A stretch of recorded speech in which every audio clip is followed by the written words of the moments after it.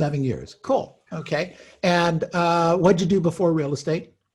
I'm 29, so I was a student right out of college. I graduated and moved down here. I lived in Minnesota, was born and raised and grew up in Minnesota. I had one person who got me in real estate down here in Florida, a Remax agent.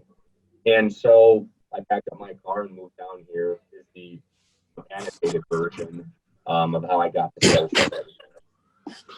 So what do they call that when you go from Minnesota to Florida during transplant. college? Well, I think they refer to that as a college break or Yeah. I came down here in high school for spring break in high school.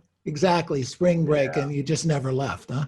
Right, and I fell in love with the place, and was able to make a career out of living here. So 7 years ago when you started in real estate, where did you get your business from?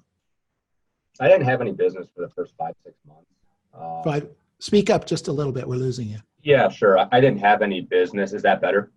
Please, thank you. Yeah. So when I moved down here, the team lead that I had at that point in time said, "Kurt, go to open houses, make friends with people, and convince them to have you help them buy homes."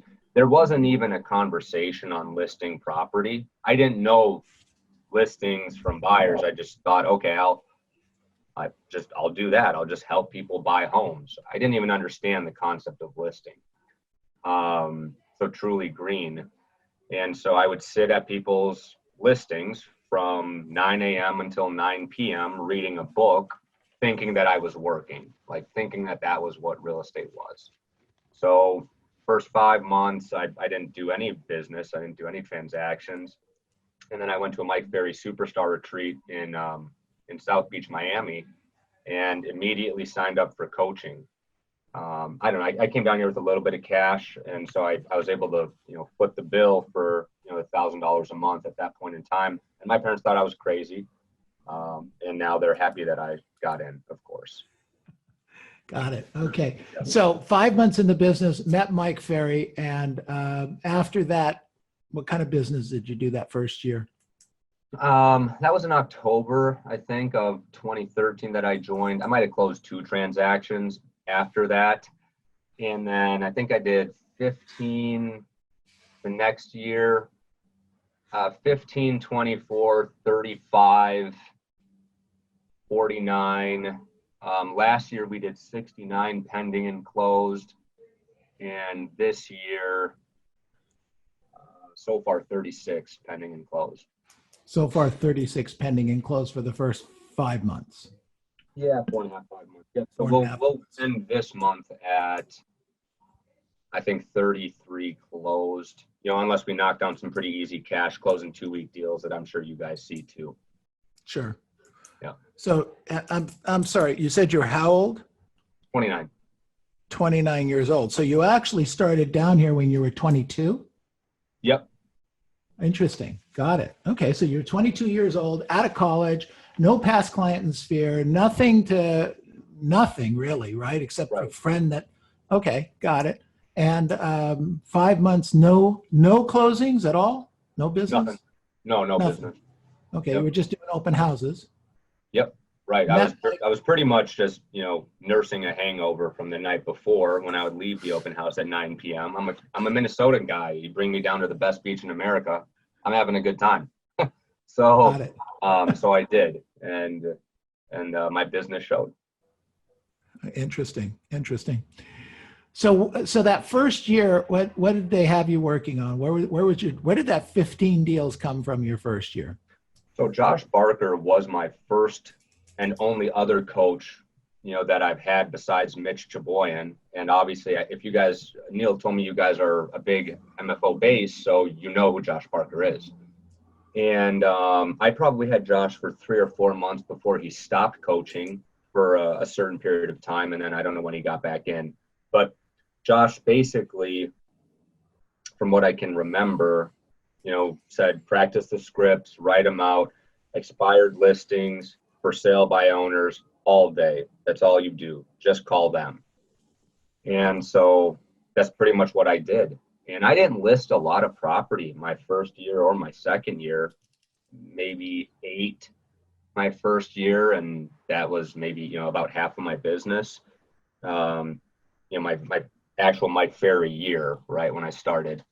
So from there, I got with Mitch, and he was a bit easier on me, a bit more understanding about a new agent, but also he's tough. I mean, Mitch is a driver. So he helped me develop, just listed, just sold, door knocking. And I don't know about your guys' climate, but door knocking here for a majority of the part sucks. The majority of the part of the year just sucks because it's so hot, but I was able to win business from it. Door knocking expired, door knocking for sale by owners. So that sort of helped me get my feet underneath, and make a little bit of money. Got it. Okay. So your second year, so again, not listings, working buyers, half selling. Second year, the business came also half listings, half buyers? Probably half, might be generous. It was probably still 60 to 70% buyers and the remaining listings, right? Because I still didn't know what I was doing. I didn't, looking back now, Neil, as you asked me these questions, I didn't think it took this long, to figure this, excuse my language, but figure this shit out. I didn't think it would take that long. Now knowing what you know now, thinking about who I was 5 years ago, trying to win business. I guess that's an interesting point that I didn't even think about. So you didn't think it was going to take you this long, did you? No, I'm a driver analytical, so I just try to find the best route and pursue it immediately. So okay. I can't complain about where it got me.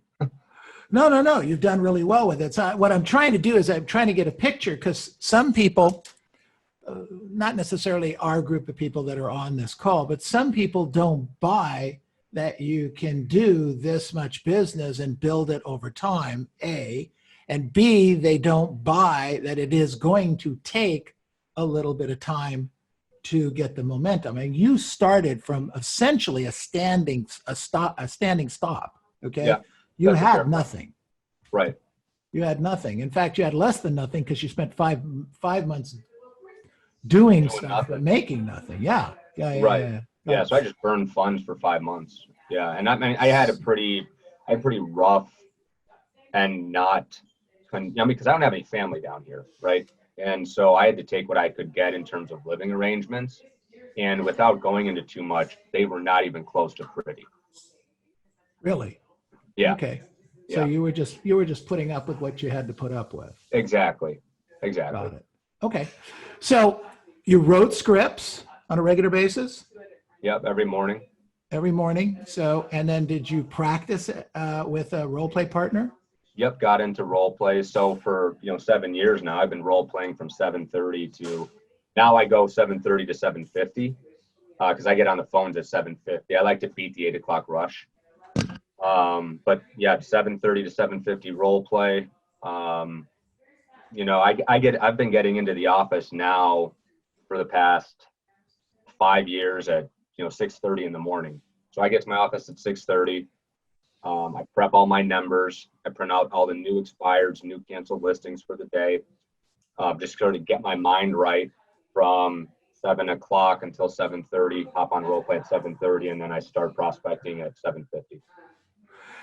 When you went to school in Michigan? Minnesota. Minnesota. What'd you go to school for? I went to school for marketing and finance. Okay. So you had a little bit of background on this real estate stuff, or at least the marketing side, right? I could understand numbers. Okay. Yeah. Okay. And I've got a decent way of communicating, with almost anybody. Got it. Yeah. Okay, cool. So mindset, I mean, You're a young guy, you're on the beach, you want to make money, but clearly making money was, it wasn't, you want to make money, but it wasn't the big motivator, I don't think, or maybe, was it? It was, but I just didn't know how to do it, right? I didn't know how to do it in this business. My only goal when I got out of school was to, because I graduated with a lot of smart guys from a a well-respected business school in America, a top 10 business school. And my only goal was to make $100,000 because I knew they weren't going to. Like those corporate jobs, they might make 70 or 80. I wanted to make 100. Got it. And Okay. so that was my goal, but my actions were not in line with my goal for the first 5 months. Okay. And I didn't know what I was doing. I was following what my team lead told me to do. Sit at open houses, make friends with people, and sell them homes. That's what I thought the business was. I didn't know any different until I went to the Mike Ferry event. And so from there, then I was able to make some money. I think I did my first full year, 2014, like 120 or something like that. So you beat the 100. So you beat the 100. You beat the 100. My first full year. Yeah. Yeah. Okay. So you beat the 100. You saw there was potential. The second year, you probably made what, 250, 300? I think I made like $170, and then I did 250, and then I did 350 and upward from there, and so then when my parents started seeing those, right, like it was a big thing, to see a 5-figure check. That was a big thing. It still is a big thing. But then, I started thinking about like how few people actually ever see that, right? Like my parents have worked for years, and my dad might make 200. In a great sales position, my mom might make 100. Like I had $174,000 January, right? Like that's not even in their realm of comprehension. Right. So it just opened my mind up as to, if you really work hard, seeing a 5-figure check, well, I could see a 6-figure then. What's the difference? All you have to do is just work hard and sell a $3 million property. Got it. So I want to take you back just for another minute to the 15 deals to the 25 deals, moving from 15 to 25. You made the $100,000. I would suspect at some level a little complacency started to seep in, right? For sure. Yeah. Geez, sure. I my goal was 100. I hit $125,000. I'm sure the other guys were probably in the $65,000 to $85,000 range, and you were still in sunny Florida, and they were probably, and I made it in a state with no income tax, so that's another $7,000. Right. Yeah, very cool. So, what kept you in the game? What kept you off the beach? My coach. Okay. All right. Yeah, my coach, honestly. I like to have fun when I'm not working. And so, my coach forced me to start getting accountability partners. I can't remember who they were back then, but I know I had to start getting accountability partners because, I would just slack off. You got a little bit of money in the bank. Hey, I can go out to eat every single night. I'm a single guy. I don't have any, at that point I was a single guy. I'm married now, thank God. But, it was just a different lifestyle that at 23, 24, you give a person like me who's wired my way that kind of money. Yeah, it's easy to be a bum if you want to be. Got it. Well, that's what I want to kind of talk a little bit more about, was the fact that you were getting some complacency. You were potentially in that area. You had, you didn't have a family to feed or to college tuitions to mentally deal with. That's the getting up. So you had to get up in the morning. You got up how did you set your life up so that you got up and focused on what you needed to do that morning? I just got in a really strong habit, honestly, Neil. It's a great question. And, I just got in a habit of, waking up at 4:30, snooze until 4:50, put my shoes on at 4:55, out the door for a run at 5, push-ups, sit-ups, get the blood pumping, just doing that. I just got into a habit, right? Like I don't even think about it now. Every single morning I'm out the door at 6:14, between 6:14 and 6:18.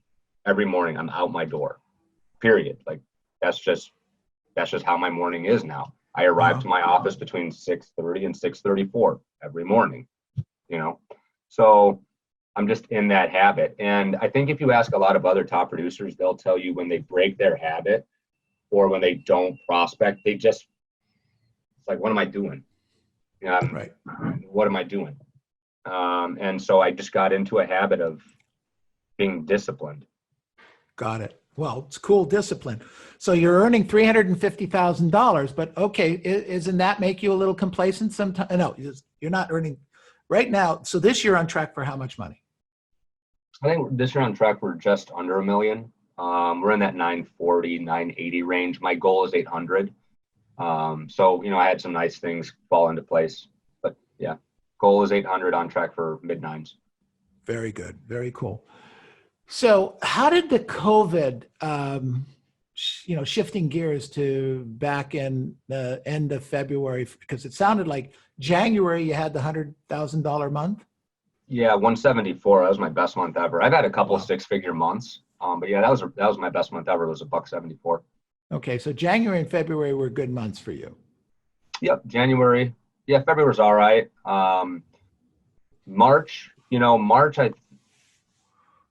I want to say March was still good, but April I started to get frustrated as March's fear took hold in early April, and I only took like 4 listings in April. And my coach could tell. He's like, "Kurt, you're frustrated." I said, "Yeah, I'm freaking frustrated. Like, we've got big goals this year." I wasn't frustrated that, at COVID, I was frustrated that I wasn't hitting my goals. I have to take 7 listings a month. Like, I have to, period. And Okay. taking 4, and everybody else in my mastermind group, they all had a shitty month, and we were all frustrated. And so we're all powwowing to say, "Hey, don't dwell on this. This will pass, and you can work through it. And people that need to buy will buy." And so for me, even though April was a slow listing month, I think we had 12 pending and closed in April. It was a great income month. It was a great pending month. And it was, hey, motivated buyers are still buying, motivated sellers are still selling, and those are the people that I need to help. The people that you normally talk to that kind of want to sell and will set appointments with you, forget them. They're not going to take the time, but the motivated people will. And I think that's probably a hard thing to grasp for people that are doing 30 to 50 transactions, because I consider myself still in that 50 plus range because I haven't broken through to 80 or 100 yet, right? But you think about bad things, what's not going right, instead of what is going right. And how do you switch that? Let's Yeah. talk about that for just a second. How do you switch that gear? Because you need 7 listings, you're getting 4. Some of the people are just not cooperating with you. They're going to put you off, et cetera, et cetera. Right. So first of all, did you talk to more people? Did you set up where you're talking to making more contacts or spending more hours?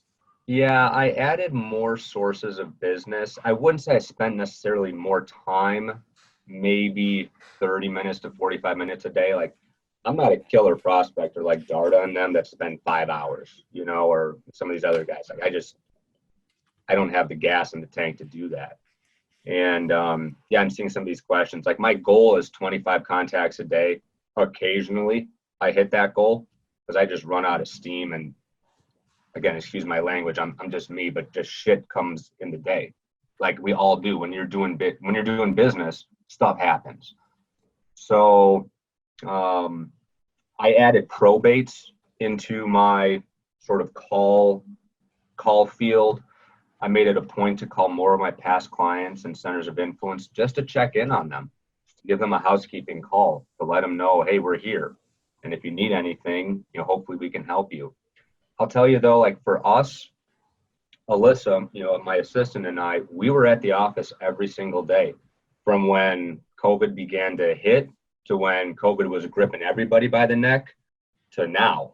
Like, every day has been a normal office day, right? And we've just worked out of here. So you're putting in more days. Since this, putting in more days for sure. So you're putting in more days, and then you're putting in a little bit more time per workday. Yes. Okay. And so what other changes have there been since COVID for you? I would say one of the key things, Neil, would be, being more aggressive with our sellers that need to sell, to say, we don't know where this thing is going to go.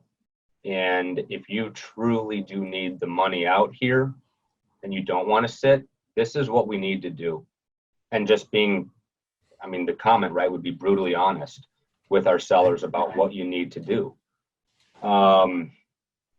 That's one of the key things. And I think when Mitch, my coach, and I were talking about this, there were hard conversations to have for any real estate agent servicing any buyer or seller over the last 50, 60 days. There were very hard conversations to have. And kind of what I came to grips with one night was, it's my job to have those hard conversations and to tell them exactly what the heck they need to hear. They don't have to agree with me and they don't have to like me. But if I don't do my job for them at a high level, then I'm doing them a disservice. And if you truly think that you're a great agent, then you'll do a great job.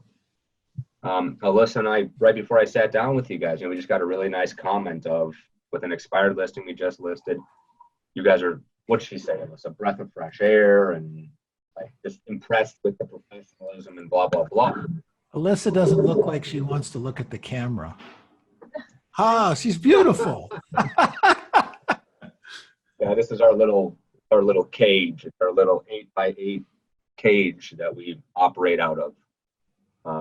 But that was the thing, as we set, I've always had high customer service levels, standards, whatever you want to call them, for how we help people. And I think that this COVID crisis really reaffirmed whether or not you're willing to toe the line.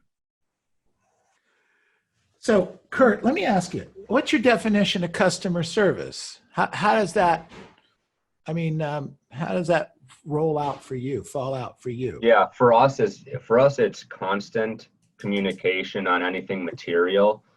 It's servicing at a high level the transaction, making sure that we are driving the transaction. We take over, we, for the most part, as many processes as we can from our listing side, we take over for the buyer and the buyer agent. We try to control the appraisal. We try to control the inspection and the results of it and get ahead of anything there. That rarely happens, but we try to. And it's just about knowing upfront what our customer expectations are, right? And then telling them, here's how I'm going to service you. Just want to make sure we're in line here or we're exceeding your expectations. Great. So that there's no muddied waters about what you're going to get when we shake hands and go down this path together. Excellent. What percentage of your business today is listings sold? Oh gosh, I want to say closer to 80. 80%. Yeah, So 20% on the buying side. Do you have a buyer's agent? I have an agent that I refer buyers out to. I refer probably 80-ish% of our buyers out to her. There are a couple of people that, I hate to say it, but I'll cherry pick. Some of my high-end clients, luxury clients, million to 2 million, I'd like to service them. Our cash clients that I've sold a lot of property to that I know are going to be easy deals, I'll still service them. But somebody calls me on a sign, somebody calls me, from some online venue where they found I'm the listing agent, because I don't spend money on advertising. That's not part of my business. But people will find you still online when you have a presence. Hey, my buyer's agent will call you. That's the response they get from me. Her name is Cosette Lillard. It's a 513 area code. So when you see that pop up, that's my buyer's agent. That's like the script I have for people who call. Got it. Okay, perfect. And then she pays you a referral or something, whatever your deal is. Yep, that's exactly it. Okay, very cool. So 80% is listings sold. So how many listings will you take this year? What's the goal? Yeah, my goal is 70, and right now we've taken 29. Okay, cool. 70 taken. Or 29 taken, 70 is the goal. And what's the source of business? It was expireds and for sale by owners. Is it still that? I still do a lot of expireds and for sale by owners. Those two sources alone account for probably 50 to 60% of my business, realistically.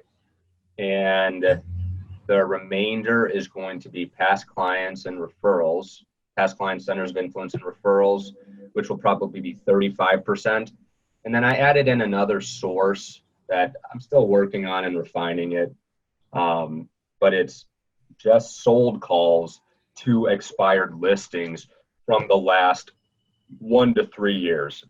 So, and regarding that question, the appraisal, no, normally I'm there, and the inspections, we don't, normally neither of us are there, or my assistant would be. But those just sold call, and I would say that's a really good source for anybody.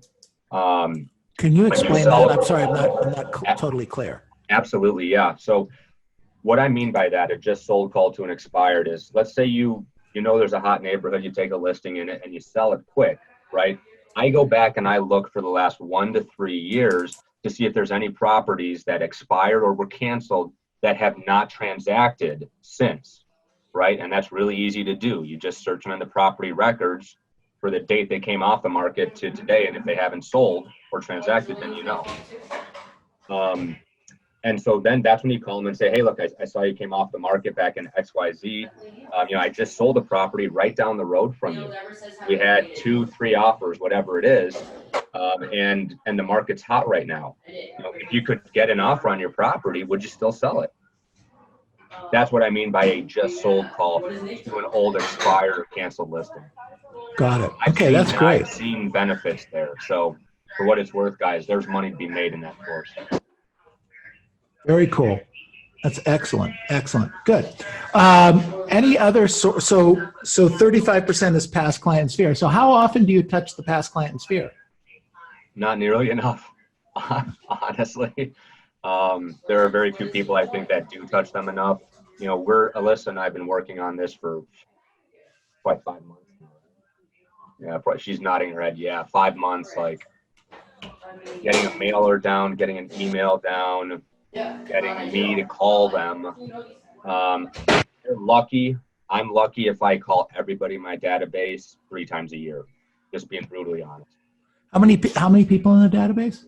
Not many, maybe 500 max, probably realistically 350, because I just don't put a lot of people into it. And we're working on refining that process as well. I'm not good at servicing old customers, and Alyssa's building us systems to do better at that. You're failing at a really high level. I love it. It feels okay. Yeah, no, obviously. Yeah. Very, very cool. Excellent. Yeah. Okay, so questions for Kurt. You mind taking a couple? By all means, guys. I'm sorry I was late here. Don't worry about it at all. I'll give you as much time as you want. I'm here for you. Thank you. I appreciate that. Armin, did you have a question? You want me to pull this chat thing up? Do I click on that and it shows me? Okay. Yeah, that would be great. So the test, did I answer your question about stay sound mind with the COVID, or do I need to address that again? Yes, you did. Thank you. I got it. Welcome. Okay, so now, and then Tim, does Kurt have a contact goal a day, or is it hourly based? So that answered your question, right? Got it. Tim said yes. Yeah. Tim said yes. Got it. Okay. What's the price point? So Patty Billings, what do you mean price point? Like, it sounds like you do some really high-end homes. Do you do all prices or just the high-end ones? I try to not go underneath 150 unless it's a layup. And I'll go as high as possible. I mean, we all like to make more money. But my average commission check is like 11,300, something like that. So right around 360, 370. Okay, thank you. Yep. And then do I delegate the appraisal? I think we addressed that. I manage the appraisals. I like to manage those and just make it as easy as possible. In fact, it's one of the things I bring to the seller's attention is, as your listing agent, I'm going to do everything in my power to control that appraisal and to give them all the data and to make our lives easy. So I use that as a value point when I'm sitting there talking with sellers about listing their property. And I don't think anybody else brings that up. I know it's not part of the Mike Ferry script. No, it's not. It's just something that I infuse in for a value add. You manage that appraisal. How do you send them the comps ahead of time? I meet them there. Yeah, I like to meet them at the property. here's your package. I highlight all the, all the pertinent stuff, the contract, everything. It is a specific package for each appraisal. Old expired phone numbers. I use Vortex and the Red X, and that's gone back as far as I've ever needed it to go. Honestly, Josie. Middle price range, yeah, mid threes. Is commission similar to Southern California at 6%? Yeah. And then if I double end it, I drop the commission from 6 to 4.5%. That's just something that I do. On the just sold through expired listings, how do you get the numbers? Yep, the Red X and Vortex. Oh, on the just sold, yeah, that it's just sold to expired listings, so you'll get the info on Red X and Vortex. Okay, good Yeah, stuff. Any other questions? I wanted to run through those for you guys. Good. Any other questions? Yes, Curtis, for the probates, I did hear you say that you do you're prospecting the probates. Do you get those leads usually from attorneys, or what is the system that you're using for that? Yeah, really good question. So one of my mastermind partners, he does a lot of these out in Washington, and the company is called ATL, All the Leads. If you guys want, I can give you my person's phone number now. I don't know if anybody wants to write it down. Her name's Darcy. She actually called me today. Darcy at All the Leads. Her phone number is, at least the phone number she called me on, is 321-417-7086. And Darcy she's great. She really helped me out and was very, very helpful. Can you repeat that, please? Yeah, sure. Can you guys hear me? Yeah, go ahead. Darcy, D-A-R-C-I, at All the Leads. Her cell phone is 321-417-7086. And Neil, I can email you over anything if somebody does. I appreciate that. Curtis, this has been a real pleasure. It's a little bit of a different twist in a positive way. Mm-hmm. I mean, you started at a standing stop. You realized that you made all the mistakes everybody else makes in the very beginning. Yeah. You found a path, happened to be Mike Ferry, which is Right. great. It's been my 44-year path, but Right. you found a path, Right. and you work the path. You're very consistent. You're very methodical. But the truth is, you're kind of a laid back, cool guy. You think so? Yeah, I do, and I think Alyssa, that everyone would laid back, cool guy. He's laughing. She's smiling and laughing. But I would suspect. I mean, you do. However, you do your job, and you do it every day, and you do it consistently over time. Would you agree? Yeah, absolutely. Consistency is key in anything. So what do you do on the days you don't feel like it? Any of those? Yeah, normally that hits when my Sunday hangover comes into Monday and I don't want to go to work. I just go to work. Okay. Plain and simple. I've had some days where, if somebody's asking me this question, when do you go home? Do you work weekends? And I was just talking about this with Coach, and this ties into the question, Neil. But, I tell all the sellers, you can get me from 6:30 a.m. to 9 p.m. 9:01, you're not going to get me. And my coach said, why are you even taking calls so late?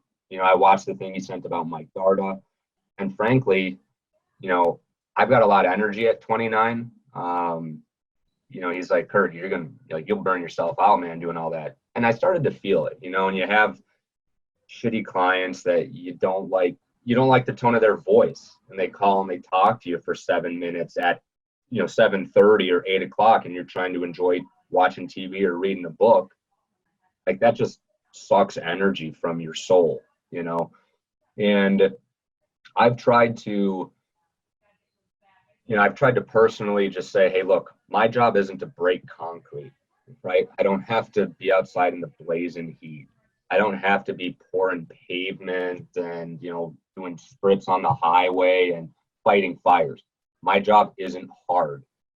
This is not difficult, right? All I have to do is get on the phone and be told I'm an idiot 20 times, take a listing, sell it, and make $12,000. That's not hard, right? So I think, point. yeah. So when you come to grips with like, this is just part of the business, and if you want to do a lot of business, that's what happens. Like, you just deal with it, and yeah, I could sell less and have smaller goals, but that's not what I want to do, and that's not who I am. I'm in this business to make a lot of money. That's such a great point. I mean, this is not hard work, and yet people complain about that. I use a similar analogy. Digging a ditch. Digging a ditch is really hard work. Exactly. Digging a ditch in Florida at 3:00 in the afternoon in August is terribly hard work. Okay. Right. Okay. Picking up the phone for 3 hours in the air-conditioned home is not that hard. Not that hard. Right? It's not. When you really boil it down, right? Because I used to work construction in high school, and wait tables and like hard work. So you look back and I think people lose sight of how relatively non-physically demanding this job is. It's mentally demanding, right? Like, you have to know a lot of things. You have to have strategy. You have to be prepared to have a number of conversations. But that's this job. And if you don't want it, you don't have to have it. I tell my wife all the time when, I'm working on the weekends or taking calls late and she sees me frustrated. I'm like, yeah, but if you want us to go on 8 vacations a year when you could travel, this is what I have to do. So it's all relative. Yeah. It's very cool. Very cool. Good job. Excellent. Armin, did you have a question? Yeah, Curtis, is the Mike Ferry system the only system that you stuck with, or did you investigate any other coaching programs before you stuck with Mike Ferry? No, it's a fair question. I got with just Mike. I didn't even know Tom Ferry existed. I don't know if he did back when I joined. And then I bounced around from a couple brokerages, Remax to some local ones for higher splits and all that. And that was just a time suck and an energy suck. And then I landed at KW. So KW had, they have MAPS coaching, right? And it's a form of Mike Ferry. Fortunately, Alyssa, the only people that outproduce us at our brokerage is a team of 17 people, right? So they know I don't get involved in any events. I don't do anything at the brokerage. For all intents and purposes, I'm not part of that brokerage. But we hang our shingle there because they stay out of my way, So I never got involved in their coaching, never thought about it. They asked me to be a Mike Ferry coach. I said no, or excuse me, a MAPS coach. I said no. Mike Ferry's one of his people asked me. I said, I'm not ready. I'm not mature enough for that yet.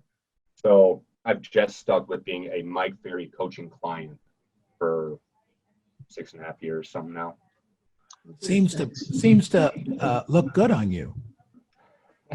I hope so. It's working. Yeah, it does. It does. It works. Yeah. It's good. Okay. Neil, I got to say, man, it's such an honor when you reached out and when Coach told me you were going to reach out, man, I was like, holy shit, Neil's going to call me.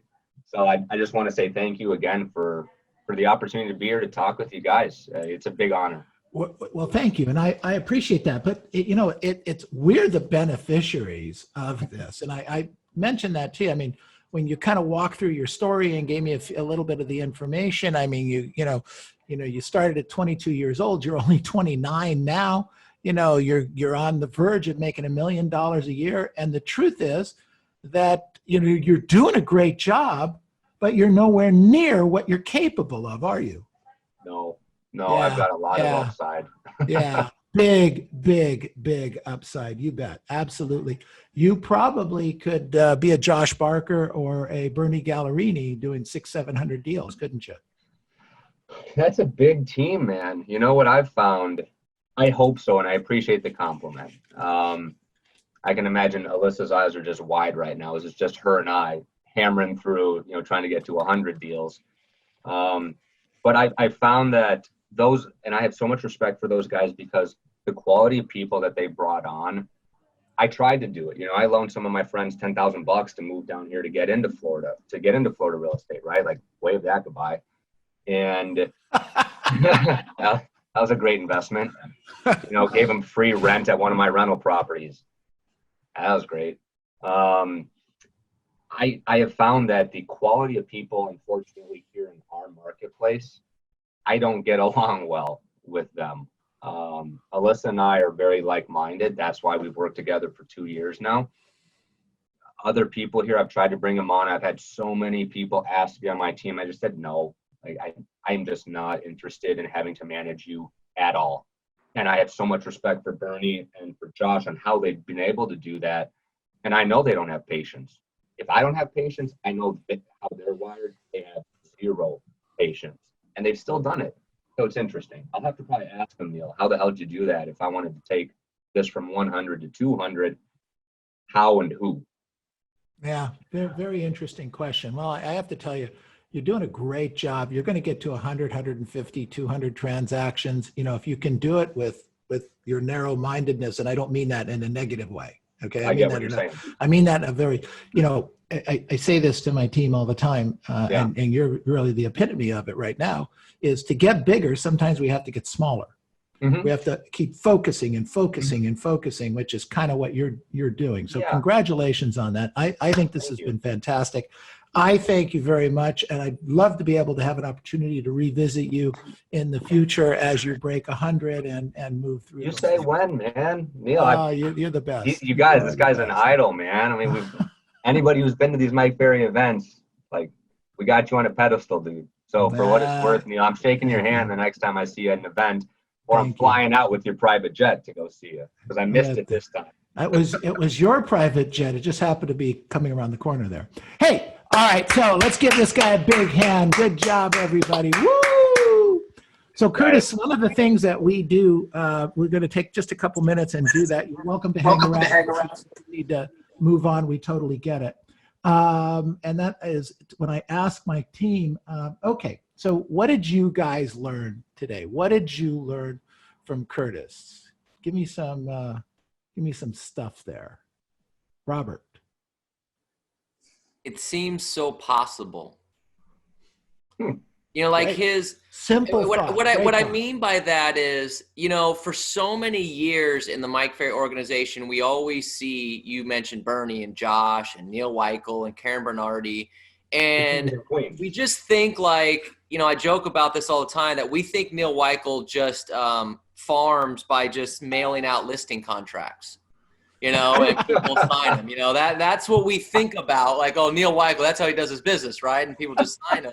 Like, it just seems so crazy. But, you know, Curtis just makes it seem, just his demeanor, like, you know, the first 5 months, I was doing open houses. I didn't do anything. And the first couple of years, I really didn't list a lot of property.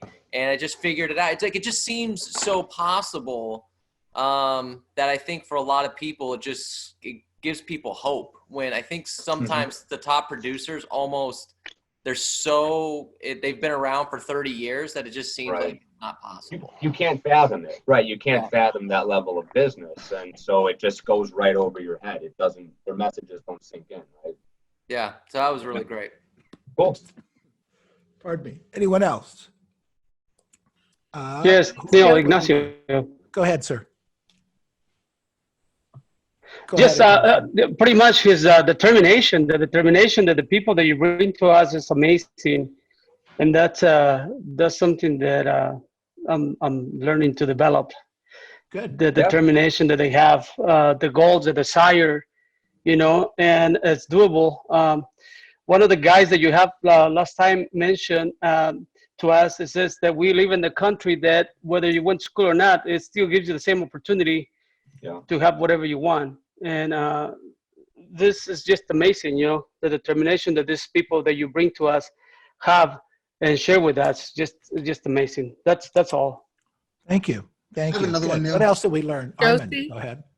Armin and then Josie. Sorry. All right. Well, you know what? What I learned with Mike Ferry also, and And what Curtis at only 29 is one of the things that Mike Ferry would say is that consistency over 5 years will change your life. And that's what I learned. You're at a young age when you're consistent and you do it over a short period. 5 years is nothing to some people, but other people it's a lifetime. But the consistency that you exhibited at 29 shows me that, you know, that it's just about consistency over a short period of time to get to your destination. 22 Yeah, to 29. I mean, yeah, when you say that, right, like I look at it as 5 years is 15%, right? 15, 17% of my life, you know, or 20% for God's sake. Sorry, I keep forgetting I'm almost 30. But it's like 20% of my life, right? So 5 years, you know, nobody was the same person they were 5 years ago. And I certainly was not and am not. And 5 years just seems like a lifetime to me. It's crazy how fast it went by. Well, I find most people with your age in the 20s, like I read a book called The Wealthy Gardener, and one of the things he said was, I found that wanting fast results led only to despair, but a steady effort over 5 years transforms all of life. So that's a great awesome. quote. That's a great quote. Yeah, Thanks for do me a sharing that. favor, Armin. Would you email that to me? That's great. Yeah, I like that. Good. Will Okay. Thank you. All right. What else? Josie, please. Thank you. Curtis, I so enjoyed listening to you. Thank you so much for Thanks, that. Josie. You know, I love your analogy. We hear what you said. You know, I'm called an idiot all day long, and then I Right. $12,000. That's so good. Perfect. Thank you. That's welcome. great. Good job. All right. What else did we learn? Cherry, go ahead. First of all, thank you, Curtis, for taking time to, you know, talk with us. It was For sure. totally inspiring, and I can really relate to your first 5-6 months of not having done anything, because my first 6 months at Keller Williams, I just got licensed. So first 6 months, I did nothing. Yeah. Literally nothing. Nothing. I had two sales that were buyers, but I didn't know the difference between a selling agent and buyer's agent, a listing agent. I still don't. So, I mean, I joined Century 21 maybe 3 months ago, and I just realized I don't know anything. Yeah. And so and that's nice to realize. Listening Oh, to she's you coming along really well. Good. this gives me hope that I can, in the future, do, you know, accomplish, you know, maybe half of what you're able to do. But so just thank you. It was really inspiring. Sherry, when you surround yourself with the people that are at your brokerage, you know, if I had that support system or that level of surrounding, I would have blown past 100, you know, 2 years ago. But I didn't. Like, we've strictly done this on our own. So you have a lot of support there. You have a lot of people rooting for you and pushing you on that are not in a toxic environment. Mm-hmm. Like, you couldn't be anywhere better. Honestly. I couldn't agree more. Thank you. I appreciate that. Thank you. Thank you, Neil. Thank you. Thank you, Curtis. I really do appreciate that. Thanks. For sure. Okay. What else do we learn? Others? Robert. You know, one of the things that stuck out too was, you know, I don't know how it's like down in Florida, Curtis, but in our area, the word team is like a big deal. Like, everyone's in a rush to build a team. You know, they're doing 5 deals and, you know, want an assistant. And so for your mentality of like, I don't want to deal with this. Like, I'm almost at 100 deals and this works for me. To have the discipline to not jump into, I'm trying to build this team is really, really cool, because that's one of the biggest things we fight from a coaching and training thing out here is everyone's just wants to try to get to the team thing so quickly. Yeah. So that was really refreshing, just the discipline you have on that. Yeah, you don't have to. I mean, and it's, you know, Robert, for what it's worth, I tried. You know, I tried a couple of times. And like, I'm not trying to brag here, but I'm worth a substantial amount of money per hour on the phone. And if I have to be on the phone with you babysitting your deal, like, that's costing me a lot of money. And I'm not doing that for 30% of your check, you know, and I'm not saying that people don't grow. I just don't have the patience to deal with somebody else's shit. I got enough of mine. I don't need theirs. Great thought. All right. Anyone else have anything else that they learned today they want to share? Sorry for the Go ahead, vulgar. Nancy. I understand.